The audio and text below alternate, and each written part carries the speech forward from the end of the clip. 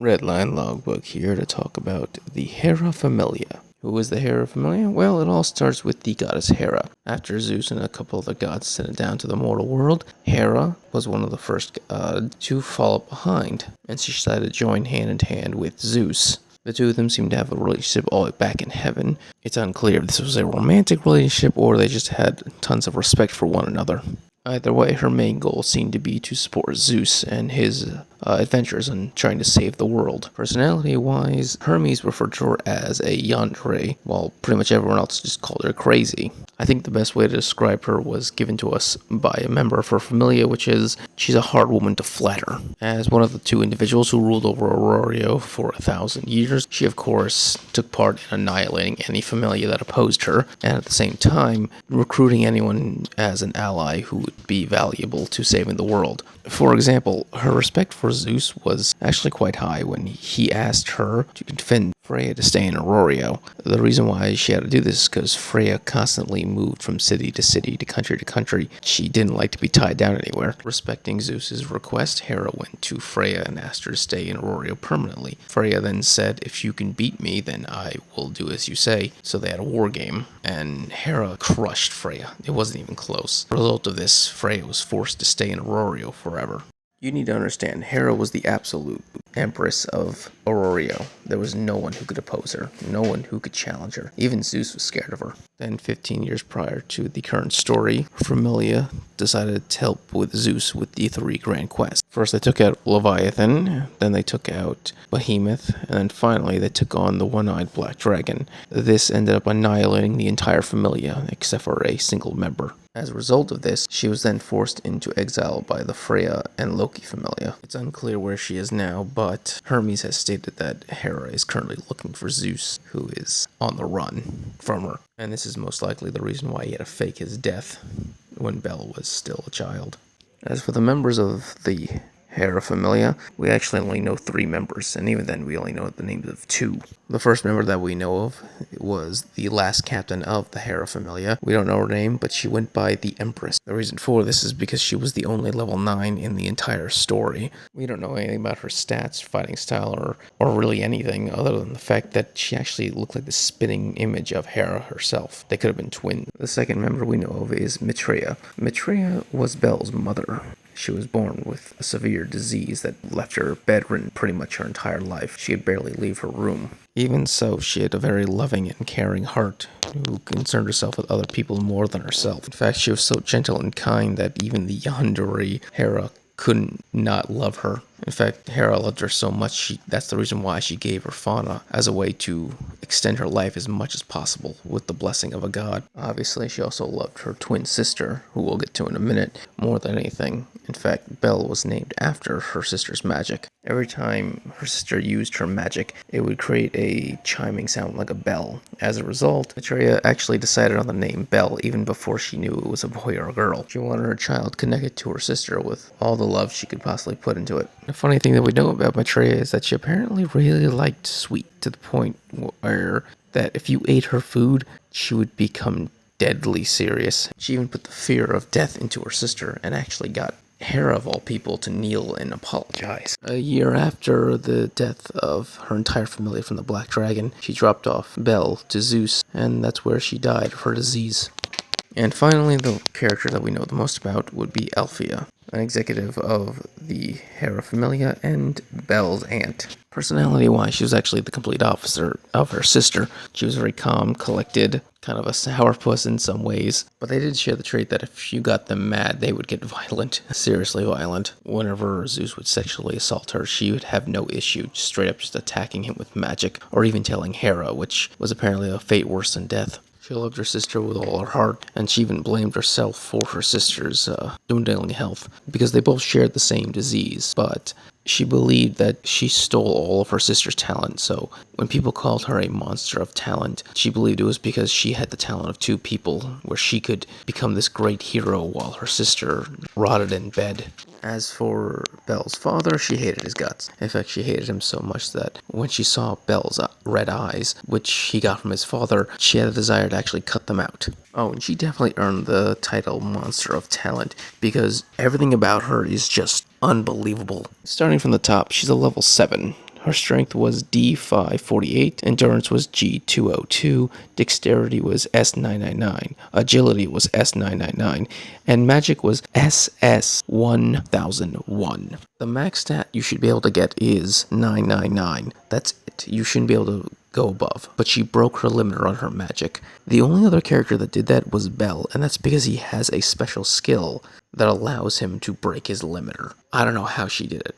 She just did sheer through will of her own, because she's just that special. Her other stats are Mage C, Abnormal Resistance E, Magic Resistance E, Spirit Pleasure E, and Supreme Light I. Now, we actually don't know what most of them do. We do know what Mage does. Okay, so Mage gives you increased magic power, decreases the amount of damage you take from magic, and it also gives you a magic circle. Now, magic circles are usually only done by elves. The reason for this is because elves are blessed with magic, and so they can produce a magic circle. Now, what a magic circle does, it increases the power of your magic, but it also it appears underneath your feet, and if you expand it outward, whatever's within that magic circle, whatever magic you activate, the effects are increased dramatically inside that thing. So if it's healing, it will heal a wide range of people, and if it's an attack spell, you can obliterate anything around you at once. And even with her sickness that made her weaker, she was still part of the vanguard of her Familia where she fought on the front lines. She was able to do this because, one, she is a concurrent caster, but more importantly than that, she's able to mimic the skills of literally anyone just by seeing it once. In other words, she's able to copy anyone's sword skills, anyone's spear skills. It doesn't matter what weapon it is, doesn't matter what tool it is, whatever. She can mimic it perfectly and master their skill just by seeing them do it once. As such, she was a master swordsman just by wanting to be one. Her speed is just as ridiculous because she's actually faster than the Juggernaut if it was born on floor 70. If you're wondering if that's fast or not, I talk about this with the Zeus Familia video I made, so go watch that and you'll understand that her speed is absurd. But as a mage, her primary style of fighting is through her magic, and her magic is unreal. She has 3 spells. The first one is Centennius Vernon. Now, this is short chance spell so quick that it's on par with Bell's Firebolt. You literally just say the name. And what this does is release sound waves that can pummel multiple targets at once. And the shockwaves that come off of these sound waves also do damage to anyone in this vicinity. While on floor 18, fighting the Estrella Familia, there was a level 7 monster rampaging. The shockwaves off of this attack were damaging that monster. Not even the attack itself, just the shockwaves that came off of the sound attack. In fact, these shockwaves are so powerful, Asfi, who was on the surface, was able to feel the shockwaves shaking the ground beneath her.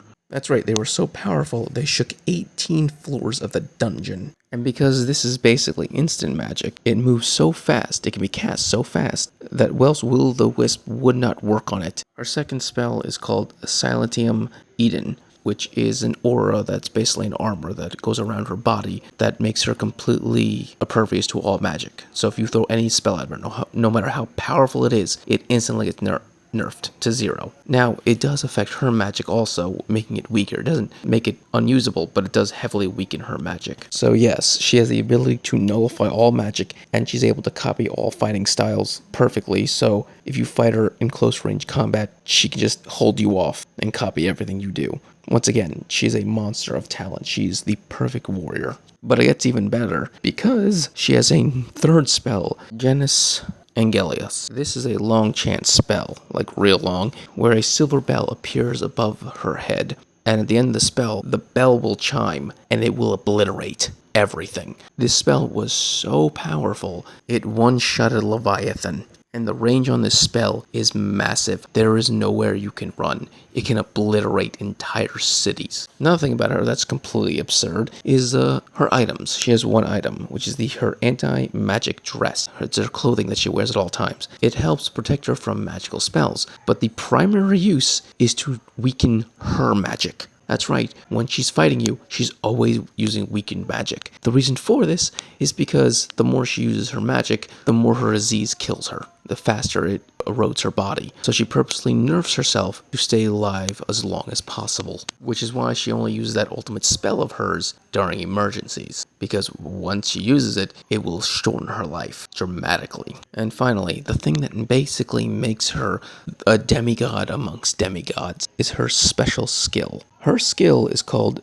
Gift Blessing. This spell allows her forcibly initiate Limit Off. Limit Off is an ability that everyone with Fauna can use, but a certain condition must be met, which is why it's extremely rare, and we've only seen it one time in the story when Belle killed the Black Goliath. What Limit Off does is it forces all of your stats to the maximum they can be at that moment. She's a level 7. When she activates her skill and forces a Limit Off, she enters a level 9's power. Now, there is a cost to entering a level 9, just whenever you feel like it, and that's the fact that she suffers from poisoning, paralyzation, and defunction all at the exact same time while she's in this state. And her stats will actually begin to slowly drop, and as time passes, rapidly drop, down all the way to a level 4. But for a short period of time, she can just become a level 9 whenever she feels like it.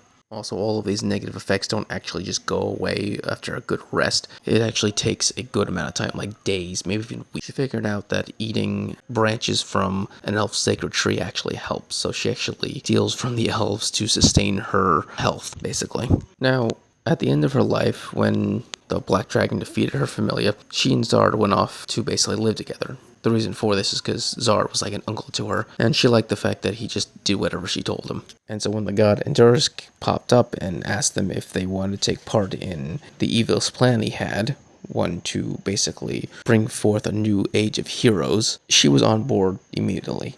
And the reason for this is because her desire was to create a world where Belle didn't have to pick up a sword. Now, when her sister gave Belle to Zeus, she didn't even try protesting this. The main reason for this was because she didn't think she deserved to raise Belle. She put her own desires ahead of her sister's child. Therefore, she didn't deserve him, but she still loved him, and she wanted him to be safe and protected in this world, and as long as the Black Dragon existed, that couldn't happen. So her goal was to create heroes strong enough to kill the Black Dragon. But when asked by Endurus, the god, what if he decides to become a hero himself? What if he does pick up a sword? And her response was basically, well, as long as there are strong heroes next to him, and if she can make that happen, she's going to. So while yes, she did care about saving the world from the Black Dragon, she mostly cared about saving Belle from the Black Dragon. So she dies on the 18th floor of the dungeon. At this point, it had become a giant magma field. She was in combat with the Estrella Familia for hours, where she was basically kicking their ass, to a point where her disease started to ravage her body, and so she got desperate and used her ultimate magical spell to just wipe out everything. But the Estrella Familia had a magical shield made whose sole purpose was basically to absorb her magic, her specific magic, and so the shield was destroyed and everyone lived. After this ended up causing her disease to basically destroy her body, and she couldn't fight anymore. She congratulated the Estrella Familia, said that she recognized their justice and their will to save the world, and then she jumped into the flames. And with her death, the Hera Familia came to an end. Alright, if you enjoyed this video, please subscribe, give it a thumbs up so you enjoy more Danmachi and other anime things. Thank you, and have a great day.